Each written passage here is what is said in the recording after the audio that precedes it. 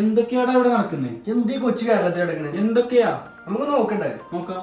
Hey, Kerala football 1-2-3 മറ്റൊരു വീഡിയോയിലേക്ക് സ്വാഗതം. അപ്പൊ നമ്മൾ ഇന്ന് നോക്കാൻ പോകുന്നത് കേരള ബ്ലാസ്റ്റേഴ്സിന്റെ ഒഫീഷ്യൽ പേജിൽ കുറച്ച് ദിവസമായിട്ട് വരുന്ന കമന്റ്സിനെ കുറിച്ചിട്ടാണ്. അപ്പൊ ആദ്യത്തെ കമന്റ് നമ്മളൊന്ന് നോക്കി നോക്കാം. ആദ്യത്തെ കമന്റ്, ഇതുവരെ ഒരു പ്രോപ്പർ സ്ട്രൈക്കർ ഇല്ല, എന്തിനോ വേണ്ടി ടീമിനെ ഇറക്കുന്നു, ഫാൻസിനെ മണ്ടന്മാരാക്കുന്നു എന്നാണ് ഫസ്റ്റ് കമന്റ്. ഇതൊരു 1 വീക്ക് മുമ്പുള്ളൊരു കമന്റ് ആണ്. പക്ഷെ അതിനുശേഷം ജീസസിനെ സൈൻ ചെയ്തിട്ടുണ്ട്. ഒരു പരിഹാരമായിട്ട് ജീസസിനെ സൈൻ ചെയ്തിട്ടുണ്ട്. ബ്ലാസ്റ്റേഴ്സ് ആ കമന്റിനോട് നീതി പുലർത്തിയിട്ടുണ്ട്. ഞാൻ വീണ്ടും പറയുന്നു, ആ കമന്റിനോട് നീതി പുലർത്തിയിട്ടുണ്ട്. നമുക്ക് ഏതായാലും അടുത്ത കമന്റ് നോക്കാം. അപ്പൊ അടുത്തൊരു കമന്റ് ആയിട്ട് വന്നത്, ഹേമ കമ്മിറ്റിയിലെ പ്രമുഖനേക്കാൾ ബുദ്ധിമുട്ടാണ് നിങ്ങളുടെ സ്ട്രൈക്കറെ കണ്ടുപിടിക്കുന്നതാണ്. അതൊരു രസകരമായിട്ടുള്ള കമന്റ് ആണെങ്കിലും ഒന്ന് ചിന്തിക്കേണ്ട കമന്റ് കൂടിയാണ് അല്ലേ. അതായത് ഇവിടെ ദിമിത്രിയോസ് ബ്ലാസ്റ്റേഴ്സ് വിടുക എന്നുള്ളത് ഏകദേശം ബ്ലാസ്റ്റേഴ്സിന് ഉറപ്പായ കാര്യമാണ്. 4 മാസം മുമ്പ് തന്നെ അത് ഫിക്സ് ആയ തന്നെയാണ്. പക്ഷെ ഇത്രയും ടൈം ഒരു ഡ്യൂറേഷൻ എടുത്തുകൊണ്ടു, പിന്നെ ഒരു പ്ലെയറിനെ ചേഞ്ച് ചെയ്യാനും പിന്നെ ആ പ്ലെയർ ഇപ്പൊ ടീമിനോടൊപ്പം എത്തിയിട്ടില്ല. അതെ, അത്രയും ടൈം എടുത്തിട്ട് ഇപ്പൊ അടുത്താണ് പുതിയൊരു പ്ലെയറിനെ ബ്ലാസ്റ്റേഴ്സ് സൈൻ ചെയ്തത്. മാത്രമല്ല ISL തുടങ്ങുന്ന കുറച്ച് ദിവസങ്ങൾ മാത്രമേ. അതെ, ആ സൈൻ ചെയ്ത പ്ലെയർ ഇതുവരെ ബ്ലാസ്റ്റേഴ്സിലേക്ക് എത്തിയിട്ടില്ല എന്നുള്ളത് സത്യം. അതുപോലെ തന്നെ ഈ ഒരു പ്ലെയർ ഇപ്പോൾ ബ്ലാസ്റ്റേഴ്സിലേക്ക് എത്തുകയാണെങ്കിൽ തന്നെ അദ്ദേഹത്തിന് പ്രാക്ടീസ് ചെയ്യാനുള്ള ടൈമില്ല. അതെ, വളരെ കമ്മിയാണ് പ്രാക്ടീസ്. കാരണം ആദ്യത്തെ 2-3 മാച്ചിൽ എനിക്ക് തോന്നുന്നില്ല ഒരു മികച്ച കളി കാണുന്നു. ഒരു പ്ലെയർ ഒരു ടീമിലേക്ക് വന്ന് ആദ്യം വേണ്ടത് ആ ടീമിനോട് ഒത്തിറങ്ങി ആ ഒരു പ്രാക്ടീസ് സെക്ഷനിലൊക്കെ മുഴുവനായും അല്ലേ, അങ്ങനെയല്ലേ വേണ്ടത്. അപ്പൊ ആ ഒരു പ്ലെയർ ടീമിലേക്ക് വന്ന് എത്രത്തോളം ഒത്തിണക്കത്തോടെ കളിക്കാൻ പറ്റും എന്നുള്ളത് നമ്മൾ അദ്ദേഹം ടീമിൽ വന്നിട്ട് കണ്ടറിയേണ്ട ഒരു കാര്യം തന്നെയാണ്.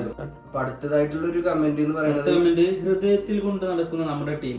അതെ, അദ്ദേഹം പറഞ്ഞത് ശരിയാണ്. നമ്മളെല്ലാവരും ഹൃദയത്തിൽ. ഇതാണ് പാഷൻ എന്ന് സന്തോഷ് ജോർജ് കുളങ്ങര പറയുന്ന പോലെ ജീവിതത്തിന്റെ ഒരു ഭാഗികമായ ടീം.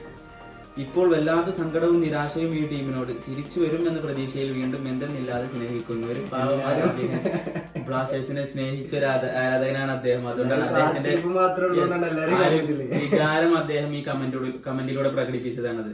അപ്പൊ ഏതായാലും അടുത്തൊരു കമന്റ് നമുക്ക് നോക്കാം. ഞാൻ എല്ലാ സീസണിലും കളി കാണാൻ പോകാറുണ്ട്, ഇത്തവണ ഇല്ല.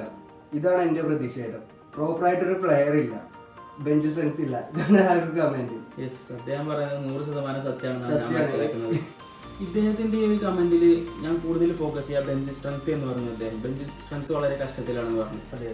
തീർച്ചയായും അത് എനിക്കും തോന്നിയിട്ടുണ്ട്. കാരണം ബ്ലാസ്റ്റേഴ്സിന്റെ ഫസ്റ്റ് 11 ബ്ലാസ്റ്റേഴ്സിൽ വല്ല ഇന്ത്യൻ പ്ലെയേഴ്സിനും വല്ല പരിക്ക് മൂലമോ മറ്റോ കെയർ ചെയ്യേണ്ടി വന്നു കഴിഞ്ഞാൽ, പുറത്താക്കപ്പെടേണ്ടി വന്നു കഴിഞ്ഞാൽ ബ്ലാസ്റ്റേഴ്സിന് മറ്റു ടീമുകളൊക്കെ വെച്ച് നോക്കുമ്പോൾ അവരുടെയൊക്കെ അത്രയ്ക്ക് എത്തുന്ന അത്ര ഒരു ഇന്ത്യൻ ബെഞ്ച് സ്ട്രെങ്ത് ബ്ലാസ്റ്റേഴ്സിനില്ല.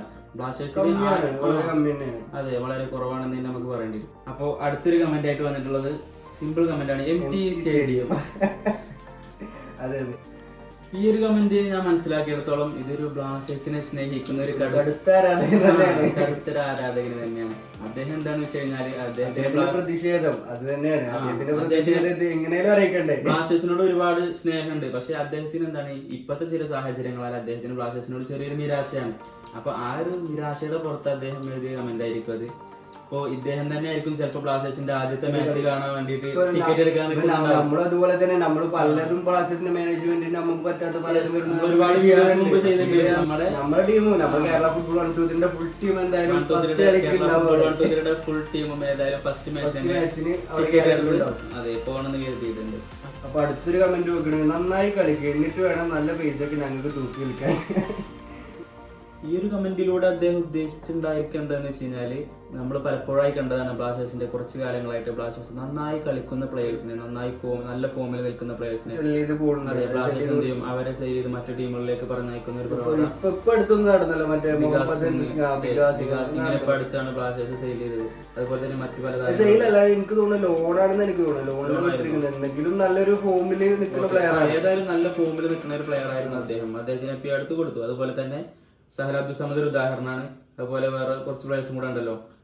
അതുപോലെ തന്നെ ജീക്സൺ സിംഗ്, മഹേഷ് നോറം, ജിതിൻ എം എസ് അദ്ദേഹത്തിന്റെ പേരായിരുന്നു എനിക്ക് ജിതിൻ എം എസ്. അദ്ദേഹത്തെ നമ്മൾ കൂടുതൽ ഓർത്തു പോവുകയാണ് ഈ ഒരു അവസരത്തിൽ. അതിപ്പോ നോർത്ത് ഈസ്റ്റിൽ ഇപ്പൊ ഡ്യൂറൻ കപ്പ് എടുക്കാൻ ഏറ്റവും നിർണായക പ്ലെയർ ആയത് നിർണായക പങ്കുവഹിച്ചത് ജിതിൻ എം എസ്. അദ്ദേഹത്തിന് ഗോൾഡൻ ബൂട്ട് കിട്ടി ഈ ഒരു ഡ്യൂറന്റ് കപ്പില്. അപ്പോൾ അങ്ങനത്തെ നല്ല ഫോമിൽ നിൽക്കുന്ന പ്ലേയേഴ്സിനൊക്കെ ബ്ലാസ്റ്റേഴ്സ് എന്ത് ചെയ്യും, ഇതുപോലെ സെയിൽ ചെയ്യുകയും. ആ ഒരു കമന്റാണ് അദ്ദേഹം ഇതിലൂടെ പറഞ്ഞത്. അതുപോലെ ഒരുപാട് കമന്റ് വന്ന് നടക്കുന്നുണ്ട്. ഏതായാലും നമ്മൾ കുറച്ച് കമന്റ്സ് ഒക്കെ നോക്കി, ബാക്കി നമുക്ക് ഈ ഒരു വീഡിയോസിൽ നോക്കാം. അപ്പൊ നമുക്ക് ഇന്ന് ഈ വീഡിയോ ഇവിടെ വൈൻഡപ്പ് ചെയ്യാം. അപ്പൊ നമ്മുടെ ചാനൽ എല്ലാവരും സബ്സ്ക്രൈബ് ചെയ്യുന്നുണ്ട്. അപ്പൊ നമുക്ക് അടുത്തൊരു വീഡിയോ ആയിട്ട് കാണാം. Good bye.